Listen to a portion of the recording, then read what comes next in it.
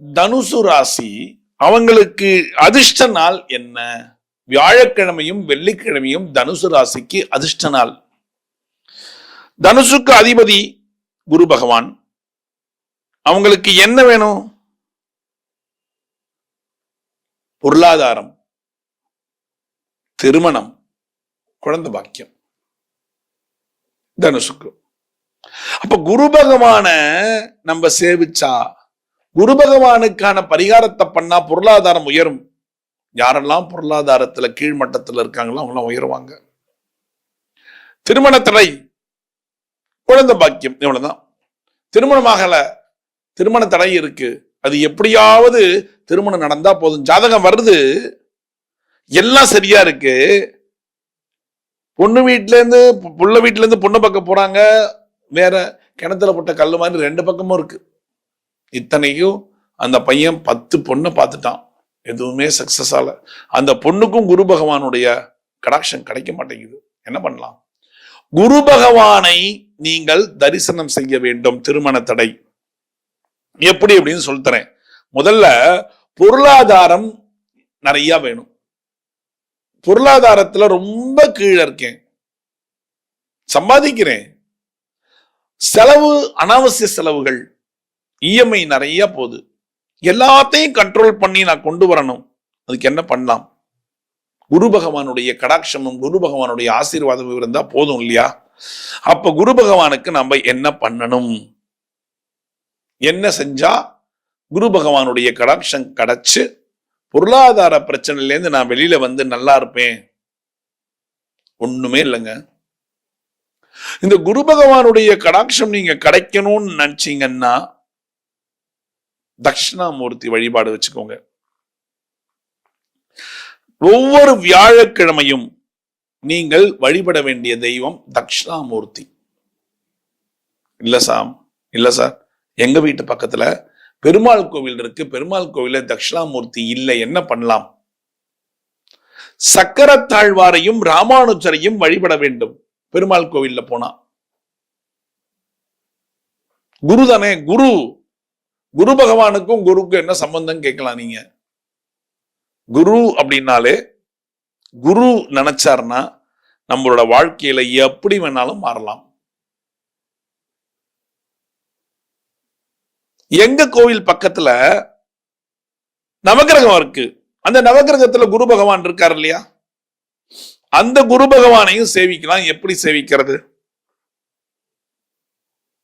எப்படி சேவித்தால் குரு பகவானுடைய கடாட்சம் கிடைக்கும்? மந்திரங்கள் தான் ரொம்ப முக்கியம். 9 சுத்துங்க. நவகிரகத்தை நீங்க சுத்த வேண்டிய கிழமை வெள்ளிக்கிழமை சாயங்காலம். வெள்ளிக்கிழமை சாயங்காலம் நீங்க நவகிரக பிரதட்சணம் பண்ணணும். குரு பகவானை சேவித்து 9 சுத்தி அங்க உட்கார்ந்து ஓம் நமோ குருவே நமக, வேற எதுவுமே சொல்ல வேண்டாங்க. பெரிய மந்திரங்கள், எனக்கு குரு பகவான் மந்திரம் தெரிஞ்சா சொல்லுங்க, எனக்கு எதுவுமே தெரியாது. ஏதோ சொன்னீங்களா, நவகிரகத்தை சுத்தரமா 9 சுத்தனம், அவ்வளவுதான். சிம்பிளான மெத்தட், ஓம் நமோ குரவே நமக, அவ்வளவுதான். இதுக்கு மேல நீங்க எதுவுமே சொல்ல வேண்டாம். 9 தடவை இந்த மந்திரத்தை சொல்லிக்கிட்டே சுத்துங்க. 9 தடவை ஓம் நமோ குரவே நமக, ஓம் நமோ குரவே நமகன்னு 9 முறை சுத்திட்டு நீங்க உட்கார்ந்து பிரார்த்தனை பண்ணுங்க போதும். பொருளாதார பிரச்சனையிலேருந்து நான் வெளியில வரணும். மந்திரங்கள் எப்படி சொன்னாலும் கடவுள் ஏற்றுக்கொள்ள தயாராக இருக்கிறார். எனக்கு மந்திரமும் தெரியாது, ஒன்னும் தெரியாது, நான் அமைதியா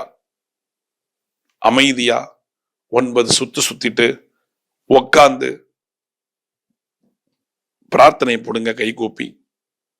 என்னுடைய பொருளாதார பிரச்சனை தீர்ந்து நான் நல்லபடியா வரணும் மேலன்னு பிரார்த்தனை போடுங்க. கடவுளுடைய அனுகிரகம் உங்களுக்கு கண்டிப்பா கிடைக்கும். மந்திரங்கள் தான் சொல்லணுங்கிற அவசியம் கிடையாது. ஆனா எனக்கு சொல்லி கொடுத்தா போதும், நான் புரிஞ்சுப்பேன்னா இந்த மந்திரத்தை சொல்லுங்க, ஓம் நமோ குரவே நமக. பொருளாதார பிரச்சனைக்கு. அதுக்கு அடுத்தது பொருளாதார பிரச்சனை முடிஞ்சிருச்சா, திருமணம் கைகூடணும்.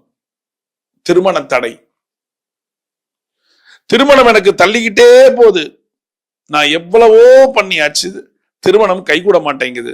திருமணம் கைகூடலையா, கவலைப்படாதீங்க, கவலையே வேண்டாம். எந்த விதமான கவலையும் இல்லாம குரு பகவான்கிட்ட போய் சரண்டர் ஆயிடுங்க. ஒவ்வொரு வாரமும் வியாழக்கிழமை குரு பகவானுக்கு அர்ச்சனை. குரு பகவானுக்கு அர்ச்சனை. ஒவ்வொரு வாரமும் உங்களுடைய திருமணம் கைகூடுவதற்காக வேண்டிக் கொண்டு ஒவ்வொரு வாரமும் குரு பகவானுக்கு ஒரு அர்ச்சனையை போட்டுருங்க. அர்ச்சனை போட போட போட அர்ச்சனை செய்ய செய்ய செய்ய செய்ய செய்ய உங்களுக்கு திருமண தடை விலகும். அடுத்தது குழந்தை பாக்கியம். இந்த குழந்தை பாக்கியத்துக்கு நீங்க ஒவ்வொரு வெள்ளிக்கிழமையும் நவக்கிரக பிரதட்சணம் செஞ்சுட்டு சாயங்காலம் 6 to 7 9 சுத்து சுத்திருங்க. சுத்திட்டு ஒவ்வொரு வாரமும் 5 சுமங்கலிக்கு வெத்தலை பாக்கு 2 பழம் 11 ரூபாய் தட்சணை ஒவ்வொரு வாரமும் செய்யணும். ஒவ்வொரு வாரமும் 11 ரூபாய் தட்சணை 5 சுமங்கலிகள்.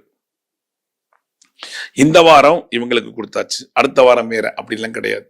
யாரு எந்த சுமங்கலிகள் முதல்ல 5 பேர் வராங்களோ அவங்களுக்கு மட்டும் அந்த ரவிக்க விட்டு வெத்தலை பாக்கு பழம் 11 ரூபாய் தட்சணை கொடுத்துட்டு வேண்டி அங்க விழுந்து சேவிக்க கூடாது. யாரையும் அங்கு விழுந்து சேவிக்க கூடாது. கொடுத்துட்டு 9 சுத்துன அப்புறம் தான் தரணும். ஒரு கவர்ல போட்டு வச்சுக்கோங்க. அந்த கவரை அப்படியே கொடுத்துருங்க, அவ்வளவுதான். அங்க எல்லாம் வேண்டாம். 9 பாக்கெட் வச்சுக்கோங்க கையில, அப்படியே கொடுத்துருங்க. ஒவ்வொரு வாரமும் 9 வாரம் நீங்க கண்டிப்பா செய்யணும். 9 weeks.